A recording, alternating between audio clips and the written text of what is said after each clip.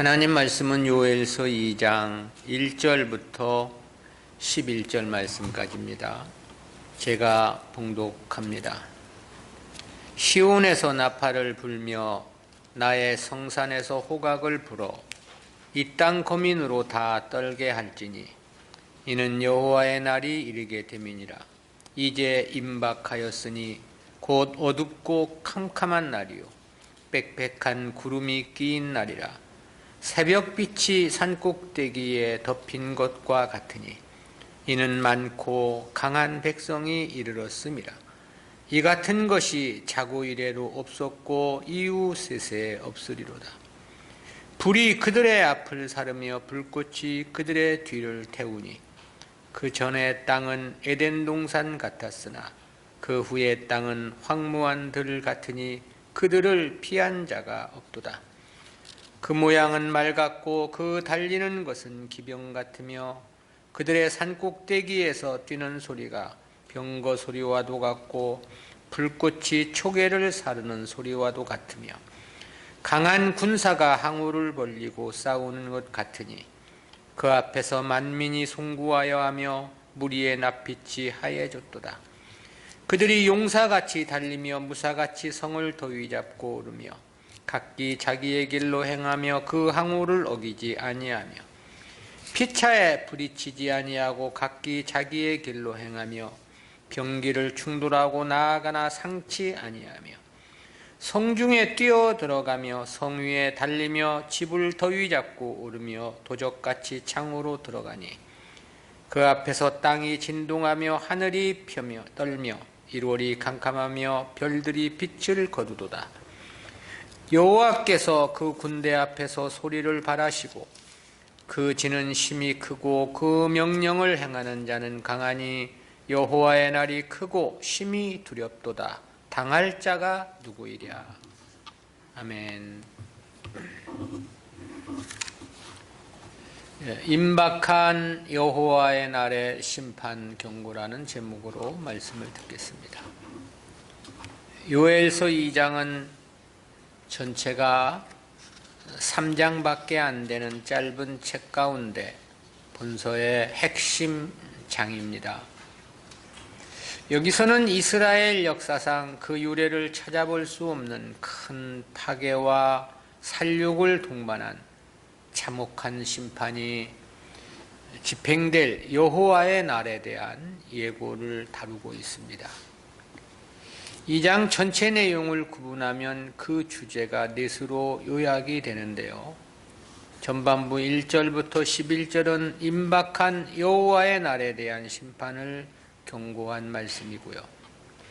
2절부터 17절은 12절부터 17절은 금식과 성회를 통한 회개를 촉구한 말씀입니다. 중후반부 18절부터 27절은 회개한 자에 대한 축복에 대한 약속의 메시지고요. 끝으로 28절부터 32절은 신약 구속사에 대한 예언과 구원 약속의 메시지입니다. 이처럼 제2장은 그 주제가 넷으로 구분이 되는데요. 그중 2장의 첫 번째 단락인 본문은 역시 1장과 마찬가지로 메뚜기 때에 가공할 습격을 매개로 여호와의 날의 심판의 엄중성을 선포한 말씀입니다. 이와 같은 본문은 구속사적 교훈까지 5으로 구분을 해서 살펴보겠습니다. 첫 번째는 시온에서 발한 경고 메시지입니다. 여호와의 날의 심판에 대해서는 1장 15절에서도 1차 선포된 바 있었습니다. 그런데 2장 서두에서 다시금 여호와의 날의 두려운 심판의 날을 공지했습니다. 1절이죠. 시온에서 나팔을 불며 나의 성산에서 호각을 불어 이 땅 거민으로 다 떨게 할지니 이는 여호와의 날이 이르게 됨이니라. 이제 임박하였으니 그랬습니다. 요엘은 먼저 시온에서 나팔을 불고 경고의 호각을 불 것을 말씀했는데요. 시온은 본래 예루살렘 남쪽의 한 구릉 지역을 지칭하는 말이었습니다. 그런데 성경에서는 이를 예루살렘과 동의어로 사용되고 있죠. 예루살렘이 정치적 측면의 유다 토성임을 강조한 표현이라면 시온은 종교적인 측면을 부각시키는 호칭입니다. 때문에 이를 나의 성산, 즉 나의 거룩한 산이라고 호칭을 한 겁니다. 나팔을 부는 것은 그 당시 중대한 일을 백성들에게 알릴 때 사용된 하나의 수단이었죠. 종교적인 대집회가 있었을 때 나팔을 불어 백성들에게 그 사실을 알렸고요. 또 새로운 왕이 등극할 때도 경축의 의미로서 나팔을 불었습니다. 또 이방 군대가 성을 공격해 올 때도 나팔을 불어 성내 주민들에게 위험을 알리기도 했죠. 본문에서는 하나님의 무서운 심판을 알리기 위해 나팔을 불 것을 촉구한 겁니다. 그렇다는 것은 시온에서 나팔을 불며와 동의적 병행 대구 문장으로 나의 성산에서 호각을 불어라는 명령이 이어지는 것을 통해서도 확인됩니다. 여기서 호각을 불어란 뜻으로 번역된 히브리어는 딱딱한 재질로 된 무언가를 부서뜨린다는 의미의 어원에서 유래한 단어인데요. 즉 단단한 물건을 파괴시킬 때 나는 날카로운 소리로 사람들의 주의를 집중시킨다는 그런 뜻입니다. 그러면서도 이 단어가 강조적 의미를 지니는 명령형으로 되어 있습니다. 나팔을 불고 호각을 부는 이유에 대해서는 이 땅 거민으로 다 떨게 할지니라 그랬죠. 그리고 그 거민으로 떨게 해야 하는 이유에 대해서는 여호와의 날이 이르게 됨이라고 말씀합니다. 다시 말해 하나님의 심판의 날이 임박함 때문이라는 그런 설명인 거죠. 두 번째는 이방 무리를 통해 집행될 심판 예고입니다. 앞절은 임박한 여호와의 날에 대한 경고였는데요. 이어진 2절, 3절은 그 여호와의 날에 임할 심판의 실상을 밝혀준 내용입니다. 2절에서 그렇게 말씀했죠. 곧 어둡고 캄캄한 날이요 빽빽한 구름이 끼인 날이라 새벽빛이 산꼭대기에 덮인 것과 같으니 이는 많고 강한 백성이 이르렀습니다. 이 같은 것이 자고 이래로 없었고 이웃세세에 없으리로다. 이는 메뚜기 떼가 습격했던 때의 현상을 묘사해서 여호와의 날에 당하게 될 심판의 엄중함을 나타낸 말씀입니다. 여기서 어둡고 캄캄한 날이요 빽빽한 구름이 끼인 날이라고 한 것은 메뚜기 떼가 엄습할 때 하늘이 짙은 구름에 가린 것처럼 캄캄해진 현상을 묘사한 표현입니다. 그리고 새벽빛이 산꼭대기에 덮인 것과 같으니라고 하면 메뚜기의 붉은 날개 빛깔 때문에 먼 곳에서 바라보면 마치 새벽의 붉은 노을과 같이 보이는 현상을 가리킨 것입니다.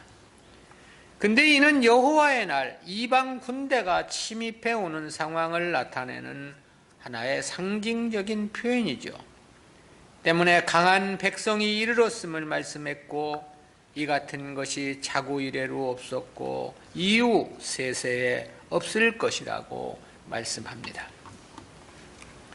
이는 가장 가깝게는 이때로부터 약 135년 후인 BC 701년경 히스기야 통치 당시 아수르 왕 사네립의 침략을 가리킨 것으로도 볼 수 있고, 그리고 그 후 다시 115년이 흐른 BC 586년에 바벨론 침공을 예시한 것이라고도 말할 수 있겠고요.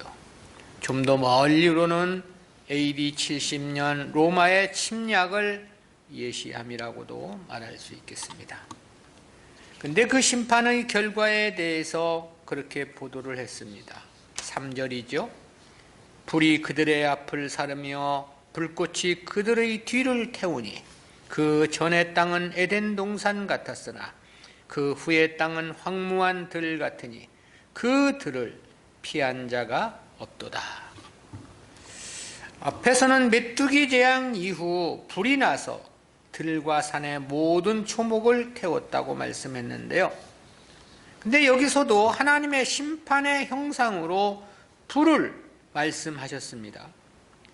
불이 앞을 사르고 뒤를 태울 것이다 그랬는데요. 그렇다는 것은 불꽃이 저들을 휘감아 둘러쌀 것이라는 그런 묘사이죠. 즉 절체절명의 위급한 상황을 나타낸 표현입니다. 고대 근동 세계에서 전쟁은 언제나 침략자들이 불을 통해서 공격을 가했다고 전해집니다. 공성태로 불덩이를 쏘아 올려 성안을 불바다를 이루게 했다라는 거죠. 그로 인해 그들의 예전 땅은 에덴 동산 같았었는데 그 후에는 땅이 황폐한 들 같다고 말씀합니다. 그만큼 심판은 참담할 것이라는 경고의 메시지가 되는 거죠. 세 번째는 빠르고 강한 군대의 노도와 같은 침입과 유린입니다. 앞에서는 여호와의 날의 참상에 대한 예언이라면 본단락은 그 과정을 설명해 주고 있는 말씀입니다. 이에 대한 4절부터 9절까지는 내용이 둘로 구분이 됩니다. 첫 번째는 산 위에 진영을 펼친 대군과 선민의 공포입니다. 요엘 선지자는 여호와의 날에 유다를 급습할 이방 군대의 모습을 당시 유다를 초토화시켰던 메뚜기 재앙의 현상을 끌어와서 눈에 보이는 듯 생생히 묘사를 해주고 있는데요. 그 중에서 4절부터 6절은 산 위에 진용을 펼친 적군의 위용과 그로 인한 선민의 공포를 전하고 있습니다. 4절이죠. 그 모양은 말 같고 그 달리는 것은 기병 같으며, 여기서의 그 모양이란 외관이나 용모를 나타내는 단어입니다. 그런데 사실 메뚜기 때의 외관이 말 같다는 것은 다소 어색함이 있는 게 사실이죠. 따라서 이는 메뚜기의 특성을 나타낸 것으로 보입니다. 그것들이 엄청난 속도로 밀려와 유다 땅을 습격하는데 그 모습이 마치 고대 세계 전쟁에서 가장 빠른 동물로 여겨졌던 말과 같음을 묘사한 거죠. 고대 이스라엘에서는 솔로몬 통치 때를 제외하고는 거의 기병대를 보유하지 못했다고 전해지고 있습니다. 때문에 아수르는 유다 왕 히스기야에게 유다의 말 2,000匹를 주어도 탈자가 없다고 비아냥됨을 볼 수 있는데요. 아무튼 이러한 요엘의 기사에서 보면 당시 메뚜기 때는 마치 잘 훈련된 기병대처럼 일사불란하고 엄청난 속도로 유다를 습격했던 것으로 추정이 됩니다. 그리고 이어진 5절에서는 그렇게 말씀합니다. 그들의 산꼭대기에서 뛰는 소리가 병거 소리와도 같고 불꽃이 초계를 사르는 소리와도 같으며 강한 군사가 항우를 벌리고 싸우는 것 같으니, 이는 당시 수많은 메뚜기 떼의 소리를 반영하여 훗날 하나님의 심판의 도구로 유다를 침략할 무시무시한 기병대를 예시한 말씀입니다.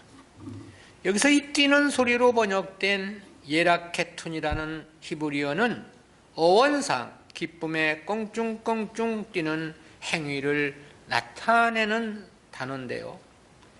헤아릴 수 없는 메뚜기 떼가 산을 넘어오면서 날개를 퍼덕거리고 부딪히며 내는 소리를 가리킨 겁니다. 고대 세계에서 병거가 달릴 때는 덜거덕거리는 소리가 났는데 요엘 선지자는 바로 그 소리를 메뚜기 떼의 소리로 빗대어 말하고 있는 거죠. 또 불꽃이 초계를 사르는 소리와도 같으며 그랬습니다. 이 역시 메뚜기 떼가 마치 초계가 불에 타면서 내는 탁탁거리는 소리와 같음을 비유한 건데요. 이 초계로 번역된 히브리어 카시는 바싹 마른 지푸라기를 뜻하는 단어입니다. 속이 비어있는 바싹 마른 지푸라기를 불에 태울 경우 그 껍질이 터지면서 탁탁거리는 요란한 소리를 내기 마련인데요.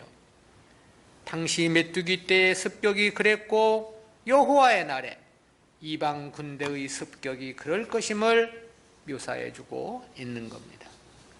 또 강한 군사가 항우를 벌리고 싸우는 것 같으니 그랬죠.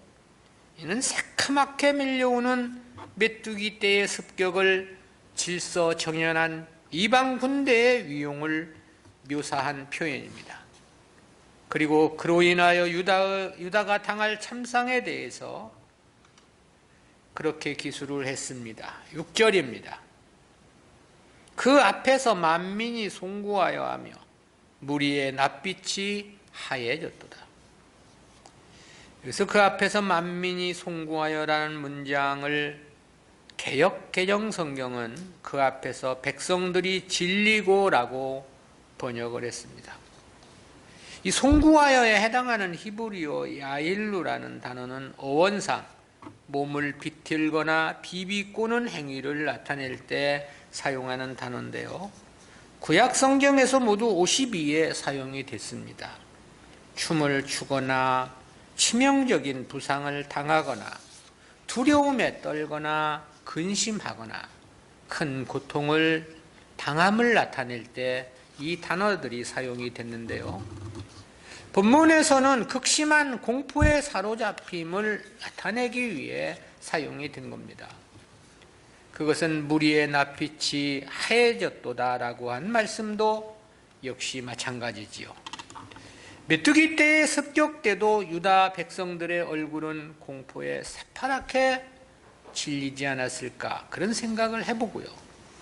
그러니 여호와의 날 하나님의 심판은 더더욱 그럴 것은 너무나도 자명한 일이라는 생각을 갖게 합니다. 두 번째는 노도와도 같고 일사불란한 대군의 침입과 유린입니다. 본달락 7절부터 9절 역시 메뚜기 떼가 민가를 공격했던 현상을 이방 군대 일사불란함으로 묘사해주고 있는 내용인데요. 7절에서는 그렇게 말씀했죠. 그들이 용사같이 달리며 무사같이 성을 더위 잡고 오르며 각기 자기의 길을 행하되 그 항우를 어기지 아니하며. 이는 메뚜기 떼가 한 곳에 내려앉아 민가를 초토화시키는 것을 이방 군대의 면모와 연결해서 그 실태를 밝혀준 부분입니다.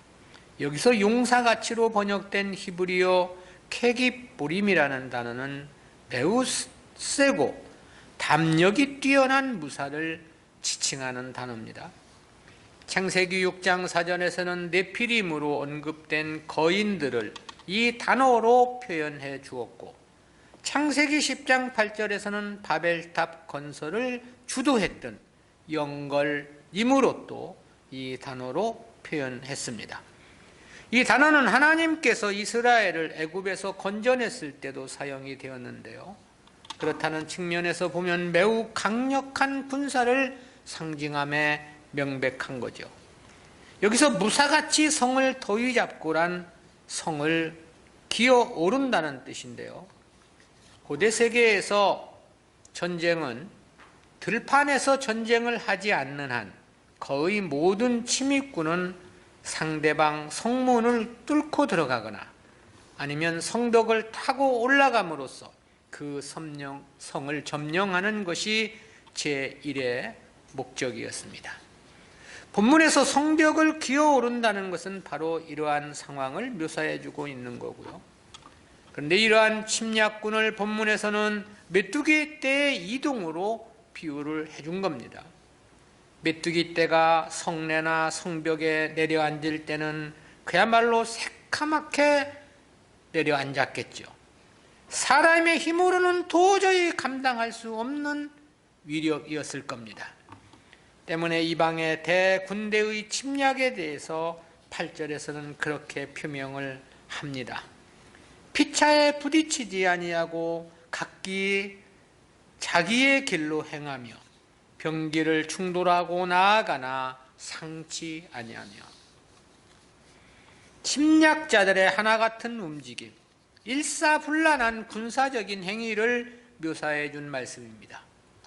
이 중에 각기 자기의 길로 행하며 할 때 이 자기의 길로 번역된 히브리어 빼메실로토라는 단어는 건물 따위를 높이 쌓아 올린다는 어원에서 유래한 단어입니다. 사람이 인공적으로 건설한 넓은 도로라는 뜻인데요. 본문에서는 침략군에 속한 군사 한 사람 한 사람이 각기 자기에게 정해진 진로에서 이탈하지 않을 것이란 뜻으로 사용이 된 겁니다. 그런 그들이 병기를 충돌하고 나아가나 상치 아니하며 그랬어요. 이는 병기를 충돌하고 앞으로 나아갈 때 수많은 군사들이 쓰러지고 죽게 될 것이지만 그 공격의 행렬은 흐트러지거나 끊어지지 않을 것이라는 그런 뜻입니다. 영역성경 YALT는 이 부분을 그들이 날아가는 무기에 맞아 넘어질지라도 그들은 결코 중단되지 않는다라고 번역을 했습니다. 이러한 표현은 침략자들의 기세가 얼마나 강렬하고 불굴불태의 자세로 전투에 임하고 있는가를 생생하게 부각시켜 주지요. 그리고 이어진 9절에서는 그렇게 말합니다. 성중에 뛰어들어가며 성 위에 달리며 집에 더위 잡고 오르며 도적같이 창으로 들어가니. 이는 침략자들이 성 안에 침투해서 성을 유린하는 상황에 대한 묘사입니다. 여기서 성중에 뛰어들어가며에 해당하는 히브리어 빠우마 예루춘이라는 단어는 문자적으로 그들이 성벽에서 돌진한다 그런 뜻입니다. 고대 사람들은 성벽을 매우 두껍고 견고하게 만들었습니다. 대표적인 신뢰가 여리고성과 바벨론의 왕성이라고 말을 하는데요. 이러한 성들은 그 성벽의 두께만 하더라도 4마리 말이 끄는 전차가 양쪽에서 달릴 수 있을 정도였다고 전해집니다. 때문에 성벽 위에 파수꾼들의 초소를 만들기도 하고 여리고성 같은 경우에는 성벽 위에 사람들이 사는 집을 지을 정도였습니다. 그것이 바로 랍 기생의 집이기도 했죠. 때문에 본문에서 성 위에 달리며 라고 했다는 것은 도성의 함락을 상징한 표현이라고 말할 수 있겠죠. 하반절에서는 집에 더위 잡고 오르며 도적같이 창으로 들어가니 그랬습니다. 이 집에 더위 잡고라는 말은 남의 집을 기어 오른다는 표현인데요. 한마디로 침략자들이 민가에 무차별로 뛰어들어가 재물을 약탈하는 행위를 가리킵니다. 이 문장이 메뚜기 떼의 습격을 가리킴이라면 그 장면은 참으로 끔찍합니다. 마치 헤아릴 수 없는 꿀벌이 벌통에 붙어 우글거리며 들어오고 나가는 것처럼 메뚜기 떼가 사람의 거주지에 새카맣게 내려앉아 집안으로 침입을 한다는 뜻이 되기 때문에 그렇습니다. 즉 그 정도로 이방 군사들의 침입과 약탈이 있을 것이라는 뜻으로서 유다의 멸망이 경각일 것임을 말해주고 있는 거죠. 네 번째는 천지가 뒤흔들릴 여호와의 날의 공포입니다. 앞절까지는 메뚜기 재앙을 통한 여호와의 날의 심판의 구체적인 묘사였습니다. 이어진 마지막 10절, 11절은 본단락의 최종적 결론인데요. 여기서는 여호와의 날의 심판의 엄중성을 보도한 부분입니다. 10절 말씀입니다. 그 앞에서 땅이 진동하며 하늘이 떨며 일월이 캄캄하며 별들이 빛을 거두도다. 이는 우주의 일월성신의 대변동과 혼란을 통해서 여호와의 날의 심판의 엄중성을 표현한 겁니다. 여기 보면 땅과 하늘, 그리고 해와 달, 그리고 별들까지 총망라되었습니다. 이 5가지 요소는 피조세계의 전체, 즉 사람들이 살아가는 이 세상과 우주를 포괄한 표현이죠. 때문에 학자들 중에는 이것이 최후 종말에 있을 심판을 가리킨 것으로 이해하기도 합니다. 그러나 꼭 그런 것은 아닙니다. 이는 우선적으로 분명 유다가 당할 재앙임을 말씀함에 여지가 없기 때문에 그렇습니다. 여기에 진동하며에 해당하는 히브리어 라게자라는 단어는 어원적으로 크게 떨리는 현상을 나타내는 단어입니다. 성경에서 이 단어는 두려움과 공포에 사로잡혀 크게 떠는 모습을 나타내는데 사용되기도 했는데요. 그만큼 여호와의 심판의 날은 두렵고 무서운 날일 것임을 예시해주고 있는 겁니다.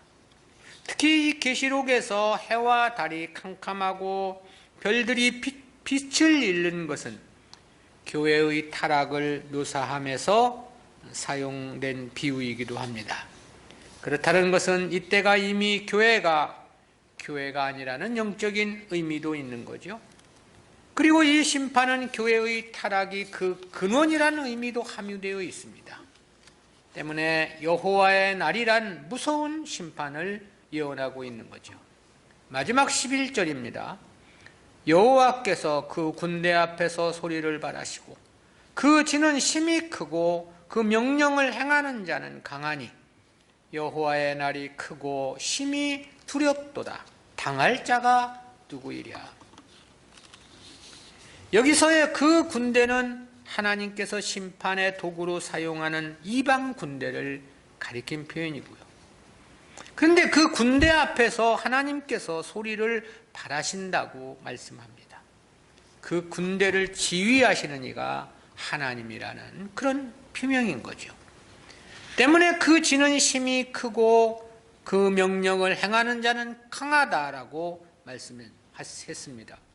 누구도 당할 수 없고 그러기에 그 심판은 반드시 실행될 것임을 강조한 거죠. 그리고 이러한 의미는 여호와의 날이 크고 심히 두렵도다. 당할 자가 누구이랴라는 말로 다시 한번 강조되었습니다. 그 누구도 당할 자 없으니 그 심판은 역시 그 누구도 피할 수 없을 것이라는 그런 의미가 되는 거죠. 우리는 이와 같은 말씀에서 2가지 구속사적인 의의를 생각해 봅니다.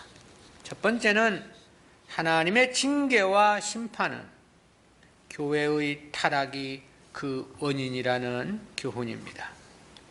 그것은 10절에서 땅이 진동하며 하늘이 떨며 일월이 캄캄하며 별들이 빛을 거두도다라고 한 영적 의미에서 깨닫게 되는 교훈입니다. 성경에서의 이러한 표현은 교회가 제 역할을 감당하지 못하고 타락했다는 사실을 지적하는 하나의 비유로 사용된 경우들이 많습니다. 이 계시록의 3대 7중 역사에서 보면 6째 인 때와 관련해서 그렇게 말씀을 했죠. 계시록 6장 12절 13절입니다. 내가 보니 6째 인을 떼실 때에 큰 지진이 나며 해가 총남같이 검어지고 온 달이 피같이 되며 하늘의 별들이 무화과 나무가 태풍에 흔들려 선 과실이 떨어지는 것 같이 땅에 떨어지며 해와 달이 빛을 잃었다는 것이고 수많은 별들이 땅에 떨어졌다는 말씀입니다. 근데 이 별이 무엇을 가리킴인가에 대해서는 주님께서 계시록 1장 20절에서 교회의 사자라고 해석을 해 주셨죠. 따라서 이는 교회가 세속되고 타락했음을 나타내는 상징적인 비유인 겁니다. 근데 셋째 납할 때에는 또 그렇게 말씀했습니다. 계시록 8장 10절입니다. 셋째 천사가 나팔을 부니 횃불같이 타는 큰 별이 하늘에서 떨어져 강들의 3분의 1과 여러 물샘에 떨어지니. 여기서의 횃불같이 타는 큰 별은 지상에서 가장 유명히 여김을 받는 교회 지도자를 가리킨 말씀입니다. 저들의 타락이 교회의 근간이 되는 진리까지 훼손하고 왜곡시켰다는 겁니다. 때문에 수많은 사람들이 영적으로 죽게 될 것임을 말씀하고 있는 겁니다. 따라서 본문에서의 이러한 표현 역시 그 시대의 교회의 타락과 밀접한 연관이 있는 거죠.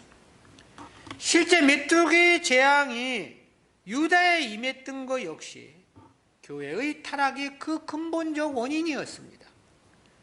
교회가 제 역할을 제대로 감당만 했다면 아달랴가 바알 우상을 그렇게 유다 땅에 퍼뜨리지는 못했겠죠. 이는 그 시대 교회와 교회 지도자가 썩었고 자기 욕심들만을 추구했기에 불러온 하나님의 징계의 심판이었던 것입니다. 그것은 구약 성경 전체를 보더라도 마찬가지입니다. 하나님께서 믿지 않는 세상 사람들 때문에 진노하시거나 징계를 하신 경우는 거의 없습니다. 성경에서 보여주고 있는 모든 하나님의 진노와 징계, 그 심판은 다 하나님 백성들 때문이었습니다. 즉 교회의 타락이 그 원인이었다라는 거죠. 그것은 오늘날 세상을 뒤덮고 있는 코로나 바이러스 현상도 역시 마찬가지입니다. 그 근원은 세상에 있는 게 아닙니다. 교회의 세속과 타락, 성도들의 타락이 그 원인이라는 사실을 우리는 주지해야 합니다. 따라서 오늘날 교회와 성도들은 무작정 그것을 물러가게 해달라는 기도만을 해서는 안 되는 거죠. 그보다는 회개하는 마음으로 이를 겸허히 받아들여야 됩니다. 코로나를 걸려가지고 혹 죽는다 하더라도 받아들여야 된다 이 말입니다. 왜냐하면 이게 다 교회로부터, 교회의 잘못으로부터 오는 것이기 때문에 그렇다는 거죠. 그리고 성경으로 돌아가는 교회와 자기 개혁에 힘을 쏟아야만 하는 겁니다. 가장 우선적으로 이 세상 것을 달라는 기도부터 멈춰야 합니다. 교회들이 자기 육신의 것을 위한 부르짖음부터 중단해야 하는 겁니다. 하나님의 뜻이 무엇인가에 마음을 집중해야 되는 거죠. 그리고 하나님 뜻에 합당한 교회를 이루려는 뼈를 깎는 각고의 노력이 있어야 합니다. 물론 이와 같은 말은 실현 가능치 않은 말일 것입니다. 왜냐하면 지금은 종말의 심판이 다가오고 있는 구속사의 마지막 부분이기 때문에 그렇습니다.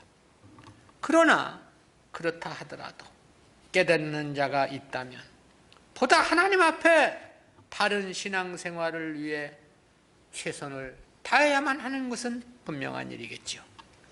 하나님의 징계와 심판은 그 원인과 책임이 우선적으로 정치인들에게 있는 게 아니고 교회에 있기 때문에 그렇다. 괜히 정치인들 정치 잘못한다고 거기를 비난할 게 아닙니다. 우리는 나 스스로를 돌아보고 우리를 하나님 앞에 바르게 세워가는 일에 최선을 다해야만 하는 거죠. 두 번째, 성도의 삶은 오직 진리가 그 중심이고 기준이어야 한다는 교훈입니다. 그것은 메뚜기 재앙의 보다 근본적인 원인을 통해서 깨닫게 되는 교훈인데요. 유다의 타락은 보다 거슬러 올라가면 여호사밧 왕과 아합과의 친밀한 관계를 지적하지 않을 수 없습니다. 남왕국 유다의 제4대 왕이었던 여호사밧은 하나님과의 관계에서는 보기 드문 매우 신실한 왕이었습니다. 근데 그는 하나님의 뜻을 따르지 않는 북이스라엘의 아합 왕과 동맹 이상의 친밀한 관계를 맺고 있었습니다. 그 결과 여호사밧 왕의 아들 여호람과 아합 왕의 딸 아달랴와의 결혼 동맹을 맺게 되었던 거죠. 시돈의 공주 이세벨을 아내로 맞은 아합 왕은 이세벨의 꼭두각시 노릇을 했습니다. 그로 인해 온통 북이스라엘을 바알과 아세라 우상으로 뒤덮어 놓았죠. 수많은 하나님의 선지자들은 죽음으로 내어 몰렸습니다. 때문에 엘리야 선지자는 선지자가 다 죽고 자기만 홀로 남았다고 하나님께 하소연하는 것을 볼 수 있죠. 그런 지경이라면 여호사밧은 아합과 더 이상 친밀한 교제는 삼갔어야만 했습니다. 그럼에도 저는 북이스라엘의 전쟁에도 동행하는 등 친밀한 관계를 계속해 나갔죠. 얼마나 친밀한 관계였느냐는 것은 아들과 딸의 동맹 결혼만이 아니었습니다. 여호사밧의 아들 여호람은 자신의 아들의 이름을 아합의 아들 아하시야의 이름으로 짓습니다. 반대로 아합의 아들 아하시야 역시 자기 아들의 이름을 여호사밧의 아들 여호람으로 짓습니다. 그러니까 여호사밧과 아합의 동맹 관계는 그 아들 때까지 지속이 되었는데요. 때문에 선견자 예후가 여호사밧 왕에게 그렇게 지적함을 볼 수 있습니다. 역대하 19장 2절이죠. 하나니의 아들 선견자 예후가 나가서 여호사밧 왕을 맞아 가로되 왕이 악한 자를 돕고 여호와를 미워하는 자를 사랑하는 것이 가하니이까. 그러므로 여호와께로서 진노하심이 왕에게 임하리이다. 여호사밧 왕이 하나님께서 미워하시는 아합을 돕고 사랑했기 때문에 하나님의 진노가 유다에도 있을 것을 예언한 말씀이에요. 그리고 그 결과가 아달랴에 의해 다윗의 태가 끊어질 정도의 피비린내 나는 살육이 있게 되었던 것이고요. 그리고 저가 7년 동안 유다를 통치하면서 온통 나라를 바알 우상으로 뒤덮게 했던 것입니다. 그리고 그 결과가 바로 이 메뚜기 재앙으로 나타나게 되었던 거죠. 그리고 우리는 이러한 말씀에서 성도의 삶은 오직 진리가 그 중심이어야 하고 하나님 말씀이 선택의 기준이어야 한다는 중요한 교훈을 깨닫게 되는 겁니다. 성도들은 사람을 사귀어도 가급적 하나님의 뜻에 그 기준을 두어야 하는 거죠. 교회의 관계는 더더욱 그렇습니다. 아무 교회나 교제할 수 없는 거죠. 오직 진리에 합당한 교회들과만, 그리고 진리 안에서의 교제이어야 합니다. 아무나 분별 없이 교제한다는 것은 자기 자체가 바르지 않다는 증거인 것이거든요. 이러한 문제와 관련해서 주님께서도 그런 말씀을 하신 바 있지 않습니까? 마태복음 12장 50절입니다. 누구든지 하늘에 계신 내 아버지의 뜻대로 하는 자가 내 형제요 자매요 모친이니라 하시더라. 이는 주님의 가족이 주님을 찾아왔을 때 하신 말씀입니다. 진짜 가족은 혈연이 아니고 하나님 뜻대로 행하는 자들이다. 그렇게 말씀을 하신 거죠. 따라서 성도의 삶은 하나에서 10가지, 100가지, 1000가지, 10,000가지가 다 하나님의 뜻을 기준하여 판단하고 선택해야 합니다. 그것이고 신앙생활의 기본인 거죠. 모르더라도 그렇게 하려고 최선을 다하는 노력이 있어야 되는 거죠. 그리고 그것이 곧 하나님과 동행하는 삶인 것이죠. 그리고 그것이 곧 하나님께서 기뻐하시는 삶인 것이고요. 그리고 그것이 곧 하늘의 영광스러운 상급을 얻는 축복된 삶이기도 한 것입니다. 왜냐하면 하나님과 성도와의 관계는 모두가 다 이 진리 말씀을 통해서 이루어져 가는 것이기 때문에 그렇습니다. 기도합니다. 사랑의 하나님, 은혜를 감사합니다. 오늘도 메뚜기 재앙을 통해서 경고하신 여호와의 날에 그 무서운 심판의 말씀을 생각해 보면서 귀한 교훈 깨닫게 해주심 진실로 감사합니다. 하나님의 재앙, 하나님이 내리시는 심판은 다 교회와 1차적으로 연관된 것으로서 교회의 잘못이 그 원인이라는 사실을 깨닫게 해주심 감사하옵고, 우리가 어떠한 어려운 일을 만날 때 먼저 하나님의 뜻을 헤아려 그 뜻에 순종하기 위해 최선을 다하는 우리 모두가 되어질 수 있도록 은혜와 은총을 더하여 주시옵소서. 우리들의 모든 생각, 판단의 기준이 하나님의 말씀 진리로 이루어지기를 간절한 마음으로 빌고 소원하오니, 주여 깨닫는 은혜를 더하셔서 바른 하나님의 말씀으로 무장하고 세상을 이겨 나가는 저희들 될 수 있도록 인도해 주옵소서. 감사드리옵고 예수님의 이름으로 기도드리옵나이다. 아멘.